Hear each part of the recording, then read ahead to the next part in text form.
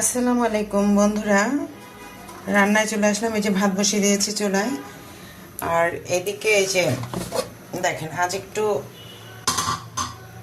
ভিন্ন রকম রান্না।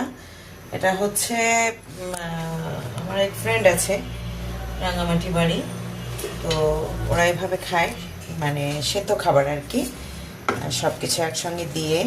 এই যে দেখেন এখানে আছে পালং শাক, আর এই যে চাক করে আলু কাটা আছে, টমেটো, ধনেপাতা, পেঁয়াজ, কাঁচামরিচ, আর হালকা একটু মশলা, হালকা সামান্য একটু সরিষার তেল দিয়ে। আসলে ওদের মতো করে আমি পারি না, চেষ্টা করি আর কি এভাবে খেতে। তো এর আগেও আমি করেছি, ভিডিও দিয়েছি, আজকে আবার করলাম, ইচ্ছা হলো যে আজকে একটু এভাবে খাই। তো এর মধ্যে কিন্তু আমি আবার পরে এই যে এসে দিয়ে দিব, এই যে ডিম, এরকম ডিম দিয়ে দিব।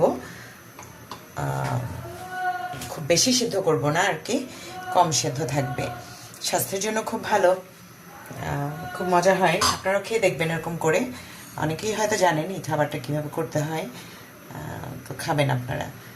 আর কেমন হয়েছে আমার রান্না জানাবে। রান্না তো কমপ্লিট এখনো হয়নি, চলে দিয়েছি, দেখেই বোঝা যাচ্ছে কিন্তু যে খুব টেস্ট হবে। ঠিক আছে বন্ধুরা, ভালো থাকবেন, সুস্থ থাকবেন, সুন্দর থাকবেন। আসসালামু আলাইকুম, আল্লাহ হাফেজ।